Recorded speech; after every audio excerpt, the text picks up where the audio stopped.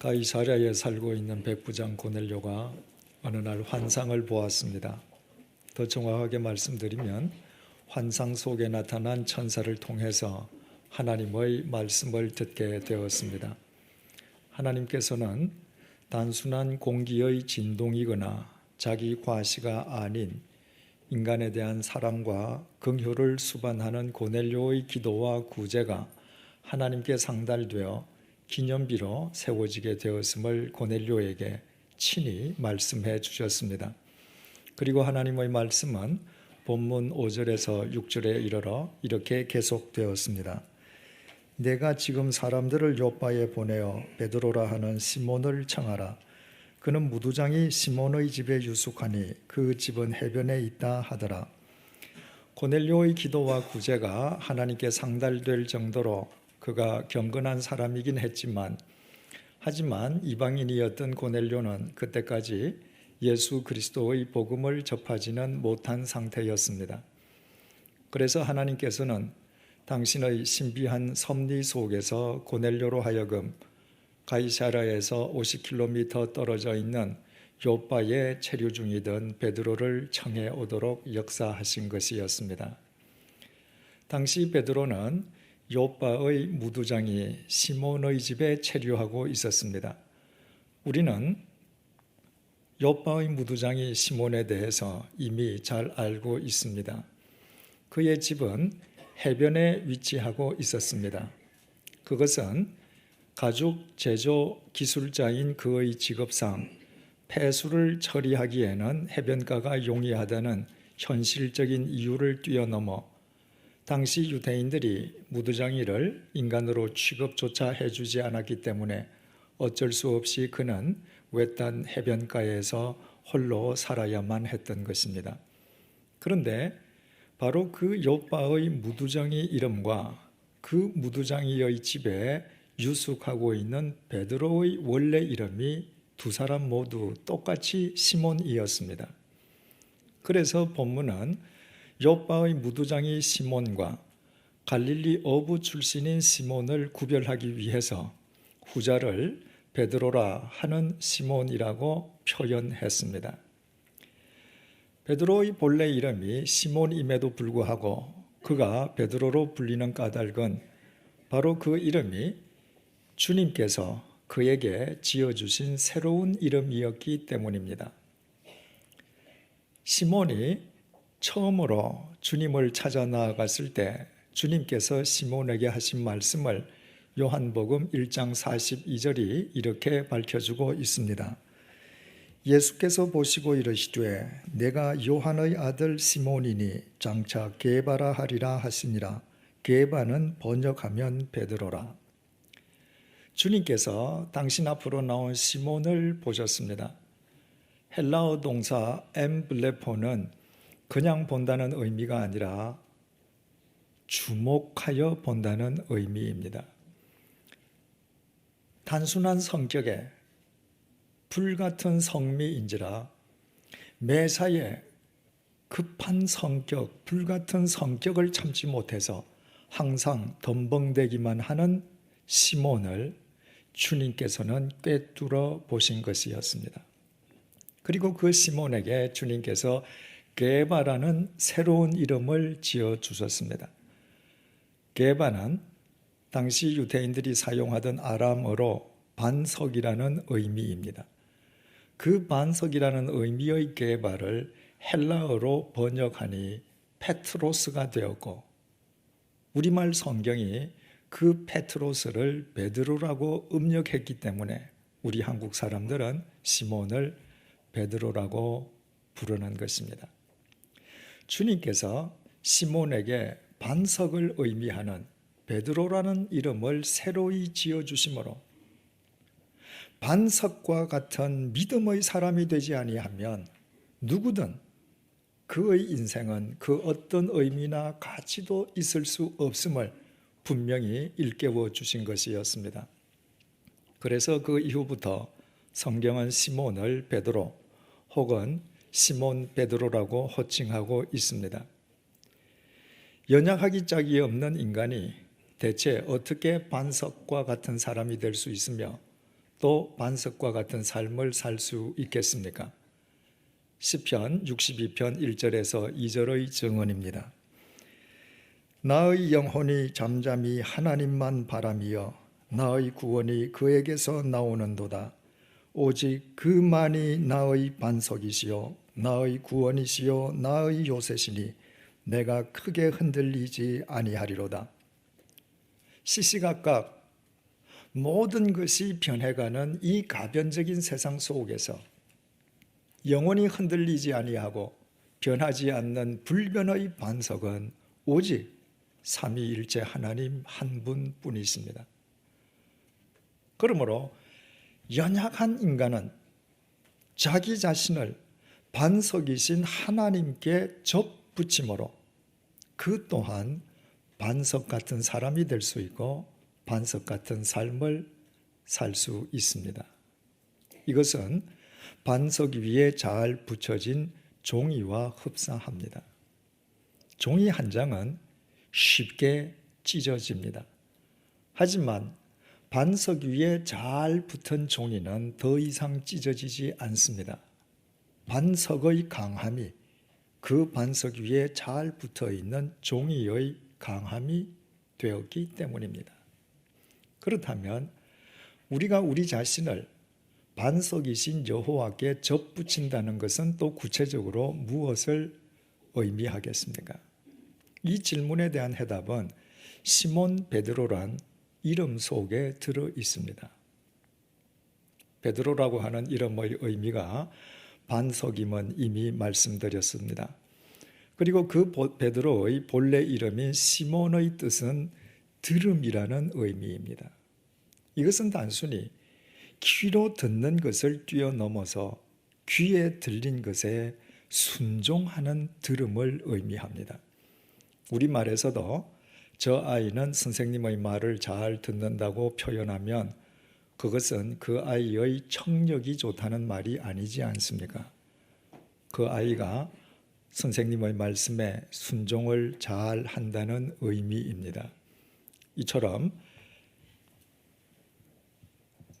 시몬이라는 의미, 들음 역시도 순종한다는 의미입니다.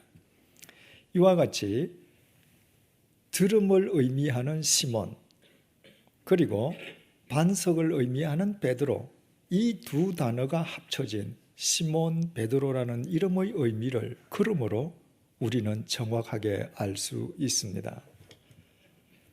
들음으로 반석이 된다는 뜻입니다.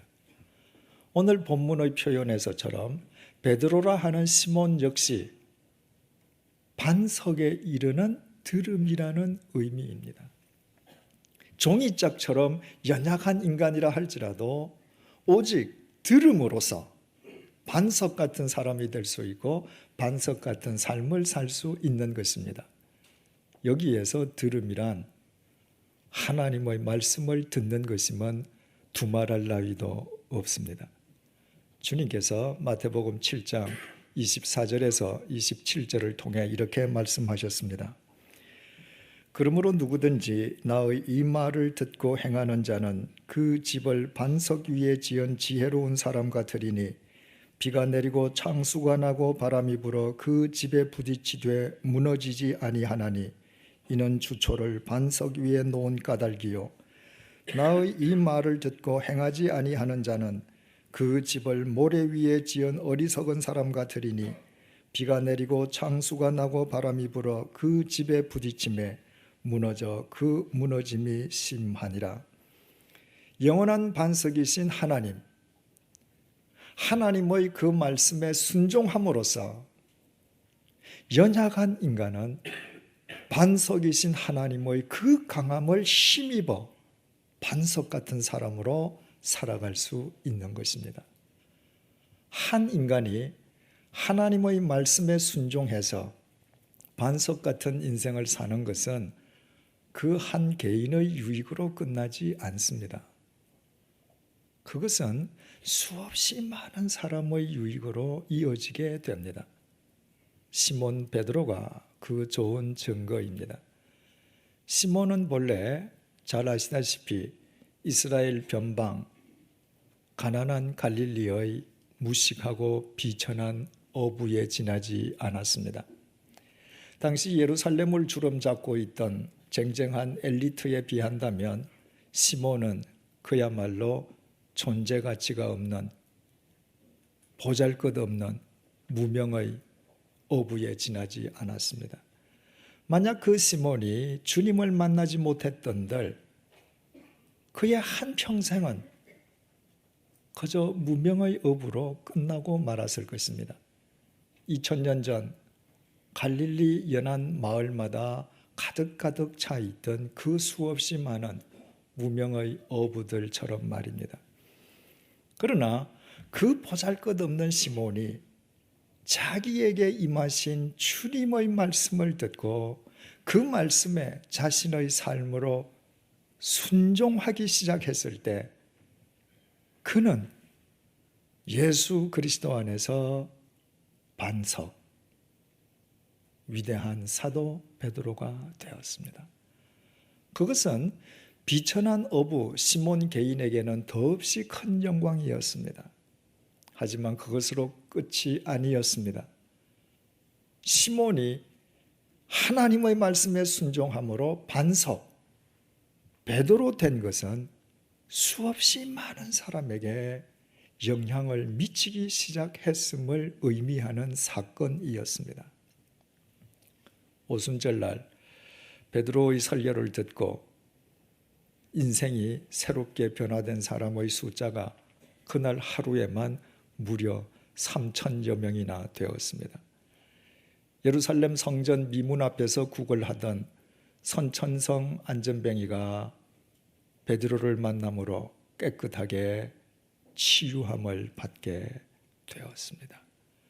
빌립보로부터 복음을 전해받았던 사마리아 사람들은 베드로의 안수로 성령을 받게 되었습니다. 루다의 중풍병자 애니아는 베드로를 통해서 완쾌되었을 뿐만 아니라 아예 죽었던 욥바의 다비다는 베드로의 기도로 다시 살아나게 되었습니다. 그뿐 아니라 당시 유대 사회로부터 인간으로 취급조차 받지 못하던 무두장이의 집을 베드로가 욥바에서 자신의 유숙지로 선택함으로써 베드로에 의해서 그 무두장이의 존재의 의미와 가치가 회복되기도 했습니다. 이 모든 것은 시몬이 반석, 베드로 되었기 때문에 가능했던 일이었습니다. 만약에 시몬이 주님의 말씀에 순종하여 반석, 베드로가 되지 않았던들 그 시몬은 갈릴리에서 일평생토록 고작 자기만을 위하고 자기 가족만을 부양하며 살다가 일생이 끝나고 말았을 것입니다. 이 세상에 살고 있는 정상인치고 자기 가족을 부양하지 않는 사람이 없고 보면 그와 같은 삶 자체가 특별한 의미와 진정한 가치를 지닐 수는 없습니다. 하지만 시몬이 주님의 말씀을 들음으로 삶으로 순종함으로 예수 그리스도 안에서 반석이 되었을 때 그는 여전히 비천한 어부 출신이었지만 그러나 그 베드로 한 사람으로 인해서 수없이 많은 사람의 인생이 예수 그리스도 안에서 반석으로 세워지는 역사가 일어났습니다. 그리고 베드로는 그 이후 수없이 많은 사람으로부터 청함받는 삶을 살았습니다. 하나님께서는 당신의 신비로운 섭리 속에서 가이사랴의 이방인 고넬료로 하여금 욥바에 있는 베드로를 청하도록 역사하셨습니다. 하지만 그것이 그때 처음 있었던 일이었던 것은 아닙니다. 사도행전 9장 38절에 이미 똑같은 이야기가 나타나 있습니다. 루다가 욥바에서 가까운지라 제자들이 베드로가 거기 있음을 듣고 두 사람을 보내어 지체 말고 와 달라고 간청하여 루다에 있던 베드로가 욥바에 이르게 되었던 것도 욥바의 그리스도인들이 베드로에게 사람까지 보내어서 욥바로 와줄 것을 간절히 청했기 때문이었습니다. 이 이후에도 베드로의 일평생은 수많은 사람으로부터 청함받는 삶이었다고 해도 과언인 것은 아닙니다. 그러나 그것이 베드로 그 개인의 실력이나 능력으로 인함이었던 것은 결코 아니었습니다. 그는 경력, 학력 전무한 사람이었습니다. 그러나 오직 반석이신 삼위일체 하나님의 말씀을 듣고 삶으로 순종했을 때 반석이신 삼위일체 하나님께서 그의 삶을 통해 역사하신 결과였습니다. 그래서 그리스도인에게 하나님의 말씀에 삶으로 순종하는 것보다 더 중요한 일은 없습니다. 예수님께서도 이 땅에 계실 때 귀 있는 자는 들으라는 말씀을 여러 번이나 반복하셨습니다. 그것은 청력이 있는 사람을 지칭하는 말씀이 결코 아니었습니다. 귀에 들리는 주님의 말씀에 삶으로 순종하라는 주님의 명령이었습니다. 아무리 연약하고 보잘것없는 인간이라 할지라도 하나님의 말씀, 반석이신 하나님의 말씀에 순종하기만 하면 반석과도 같은 시몬 베드로라 하는 시몬처럼 살 수 있기 때문이었습니다. 이것을 바꾸어서 말씀드리면 아무리 하나님을 믿는다라고 할지라도 하나님의 말씀을 그저 눈으로 보고 귀로 듣기만 하고 삶으로 듣거나 삶으로 순종하려 하지 않는다면 하나님과는 무관한 사람일 수밖에 없다는 의미입니다. 하나님의 말씀에 삶으로 순종하려 하지 않는다는 것은 하나님을 자기 인생의 반석으로는 믿지 않는다는 것을 의미하기 때문입니다. 제가 참으로 신실하게라는 책 속에 대한항공 담요에 대해서 쓴 내용과 관련해서 얼마 전에도 한 그리스도인으로부터 편지를 받았습니다. 제가 3년 동안 스위스에서 체류하는 동안에 그곳에 살고 있는 한인들 가운데에 집에 대한항공 기내용 담요를 가지고 있는 사람이 많다는 사실을 알게 되었습니다. 왜 그 담요를 가지고 있는지 물었더니 어린아이를 키우거나 장거리 자동차 여행을 할 때 그 담요가 더없이 요긴하게 사용되기 때문이라고 했습니다. 그 이후에 제가 관심을 갖고 살펴보니 유럽 대륙은 말할 것도 없고 미국, 호주, 남미 등 해외에 살고 있는 한인 사회에 가면 많은 사람들이 대한항공 담요를 갖고 있었습니다. 아시아나 항공이 취항하는 도시에서는 물론 아시아나 항공 담요를 갖고 있는 사람도 많았습니다. 제가 스위스에서 3년 임기를 끝낸 뒤에 한국으로 귀국해서 관심이 있다 보니까 국내에서도 유심히 살펴보았습니다. 국내에 거주하시는 분들 가운데에도 해외여행하신 분들 가운데에서는 대한항공 담요나 아시아나 항공 담요를 갖고 있는 분들이 의외로 많았습니다. 믿지 않는 분들의 경우에는 카드나 화투놀이를 할 때 기내용 담요가 더없이 좋은 깔판이 된다고 했습니다.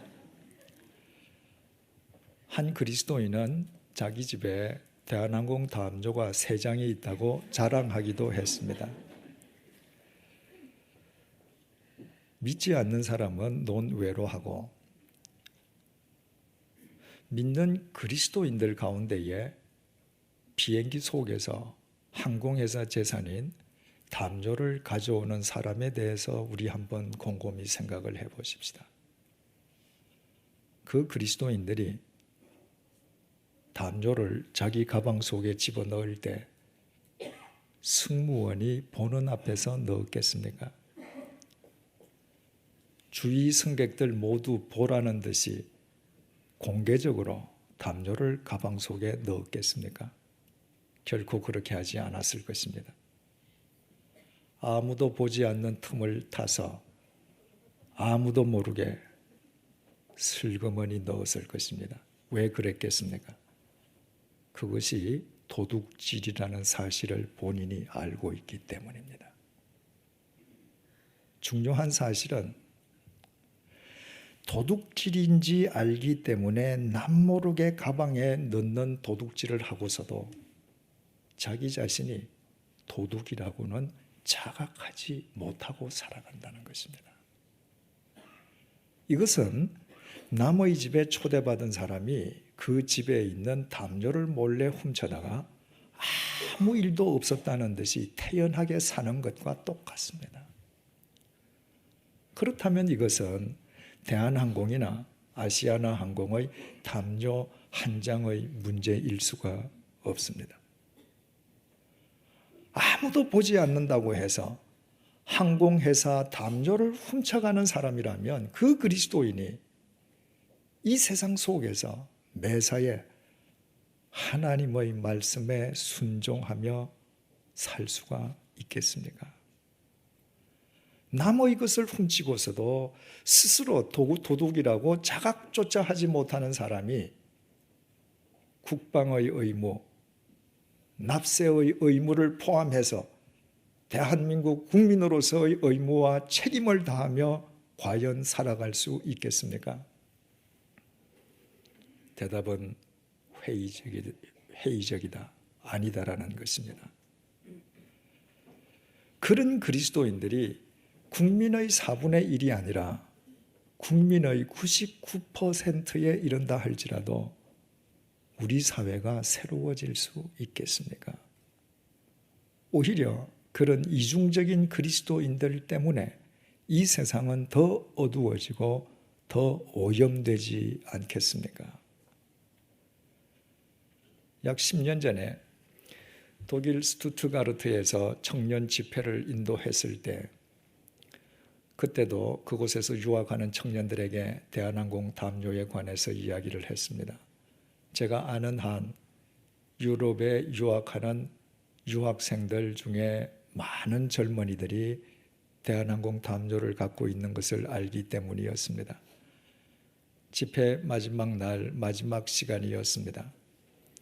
집회 기간 동안 서로 받은 은혜를 나누는 순서가 있었는데 그때 한 젊은이가 마이크 앞으로 나와서 이렇게 고백했습니다. 저는 어젯밤에 한잠도 자지 못했습니다. 꼬박 밤을 새운 셈이지요. 왜냐하면 우리 집엔 대한항공 담요가 2장이나 있기 때문입니다.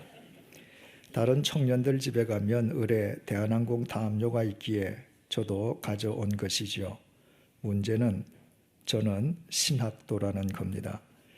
이곳에서 계획한 공부를 끝내면 저는 한국으로 돌아가서 신학자나 목회자로 일평생 살아갈 사람입니다.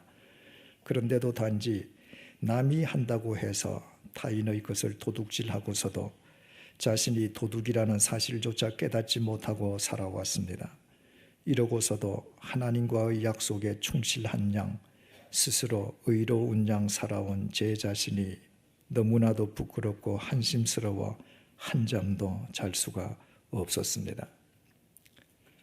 이상과 같은 내용의 이야기를 수록한 제 책을 보신 분들 가운데에 자신이 얼마나 엄청난 죄를 지었는지 알지 못했다가 깨닫게 되어서 자신이 비행기에서 훔친 담요를 해당 항공사에 되돌려 주었거나 아니면 담요값을 송금해 주었다면서 제게 감사 편지를 하는 분들이 국내외 여러분이 있었습니다. 얼마 전에 제가 받은 편지 역시도 동일한 내용이었습니다. 그분들은 대한항공 담요와 관련된 글을 읽다가 도둑질하지 말라는 제8계명 하나님의 말씀을 듣고 자신의 삶으로 실천한 이 시대의 시몬 베드로들이었습니다. 지난 화요일 밤에 이곳에서 새신자반 공부가 있었습니다. 지난 화요일 밤의 주제는 제8과 예배였습니다. 예배에 대해서 함께 공부를 하는 가운데에 속건제에 대해서 설명을 드렸습니다. 속건제는 살아가다가 누구에겐가 물질적인 피해를 입히고서도 그것이 죄라고 하는 사실을 깨닫지 못하다가 그것이 죄라고 하는 사실을 깨닫는 즉시로 자신이 피해를 입힌 금액의 5분의 1을 더해서 보상하라는 하나님의 명령입니다. 오늘날 세상 사람들의 그리스도인에 대한 인식은 대단히 부정적입니다. 세상 사람들의 눈에 비친 그리스도인들은 대개 독선적이고 이기적인 인간이라는 것입니다. 그렇게 되기까지에는 여러 가지 이유가 있을 것입니다. 그러나 그 이유 중에 큰 이유 하나는 오늘날 그리스도인들은 속건제를 행하라는 하나님의 명령에 전혀 순종하지 않기 때문일 것입니다. 살아가면서 의식적으로든 무의식적으로든 다른 사람에게 경제적인 피해를 입히고서도 그 사람의 경제적인 피해를 보상해 주려 하기는커녕 오히려 하나님께서 자기 죄를 용서해 주셨다고 홀로 기뻐하며 사는 것이 오늘날 그리스도인들의 모습입니다. 피해를 당한 사람의 입장에서 한번 생각을 해보십시오. 피해를 당한 나는 오늘 밤에도 잠을 잘 수가 없습니다. 그런데 나에게 해를 입힌 가해자는 혼자 구원받았다며 혼자 용서받았다며 기뻐하며 하나님을 찬양합니다. 그런 사람들에게 그리스도인들이 과연 어떻게 비치겠습니까? 실추된 그리스도인의 신뢰는 하나님의 명령에 순종해서 그리스도인들이 삶으로 속건제를 행해 갈 때 비로소 회복될 수 있을 것입니다. 이런 내용의 새신자반 공부가 지난 화요일 날 끝난 뒤에 한 청년이 이 강대상 앞으로 나왔습니다. 그리고 제게 기도를 요청했습니다. 그 청년은 편의점에서 아르바이트를 했던 적이 있었습니다. 편의점에서 아르바이트를 시작하고 보니 편의점에서 아르바이트하는 다른 청년들이 자기들에게 필요한 물건이 있으면 주인 몰래 그냥 가져간다는 사실을 알게 되었습니다. 그래서 그 청년도 다른 청년들처럼 자기에게 필요한 물건이 있으면 주인 몰래 그냥 가져갔습니다. 그리고서도 그것이 도둑질이라는 것도 자기가 도둑이라는 사실도 한 번도 생각해 본 적이 없었습니다. 그러다가 새신자반 공부를 하면서 자기가 도둑이라는 사실을 비로소 깨닫게 되었습니다. 자신이 근무했던 편의점에 자신이 끼쳤던 금액을 피해액을 계산하고 그 금액에 하나님의 명령에 따라서 5분의 1의 보상액을 더했더니 10만 8천 원이 되었습니다. 그래서 이튿날 주인을 만나서 사과하고 10만 8천 원을 되돌려주기로 결심하고 제게 기도를 요청한 것이었습니다. 자기 마음이 편치 않도록 두려움 없이 편의점 주인을 만나서 그리스도인답게 사과할 수 있도록 기도를 요청한 것입니다.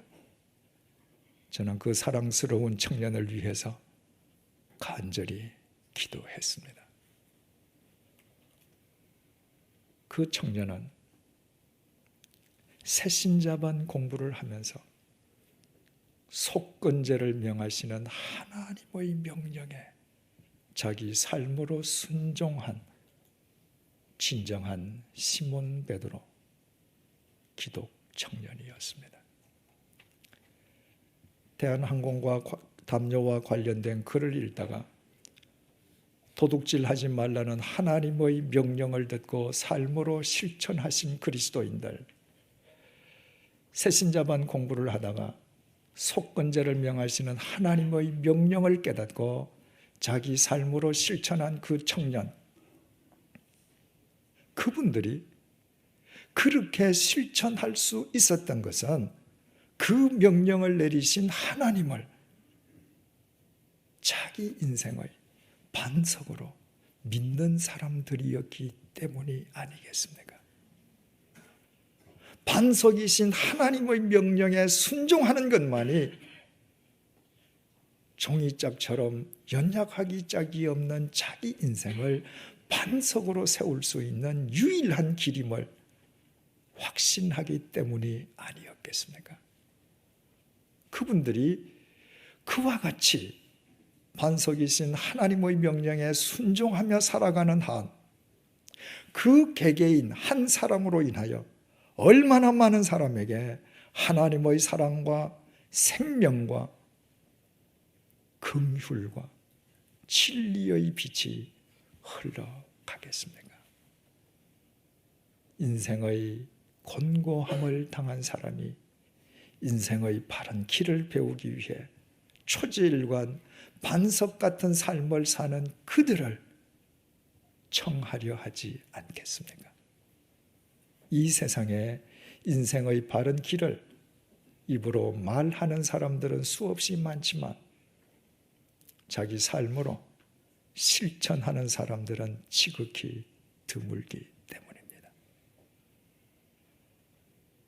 다른 사람에게 청함받는 삶을 산다는 것은 참으로 귀하고 아름다운 삶입니다.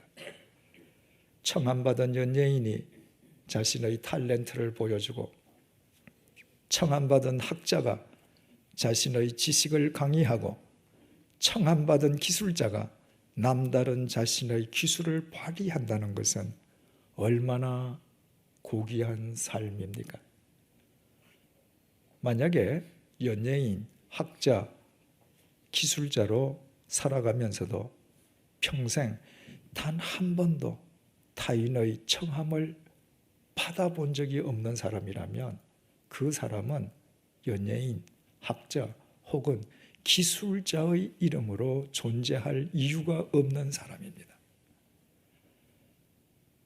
세상의 청함도 이처럼 귀하고 아름답다면 영원한 생명을 위하여, 진리를 위하여, 인생의 바른 길을 위하여, 한마디로 반석과도 같은 삶을 위하여 청함받는다는 것은 얼마나 보배로운 일이겠습니까? 그것은 영원을 위한 청함이기 때문입니다. 사랑하는 교우 여러분, 우리 모두 하나님의 말씀을 듣는 사람들이 되십시다. 귀로만 듣는 것이 아니라 마음으로 듣고 삶으로 듣고 삶으로 순종하는 사람들이 되십시다. 내일부터가 아니라 오늘 이 시간 지금부터 순종하십시다. 오직 그것만이 우리가 하나님을 우리 인생의 반석으로 믿는다는 증거요, 종이짝보다 더 연약한 우리 인생을 반석으로 세우는 유일한 길입니다. 그리고 그때 우리 한 사람으로 인하여 하나님의 생명과 사랑과 진리가 수없이 많은 사람들에게 흘러가게 될 것이요, 우리는 인생의 바른 길을 알기 원하는 수많은 사람들로부터 청함받는 삶을 살게 될 것입니다.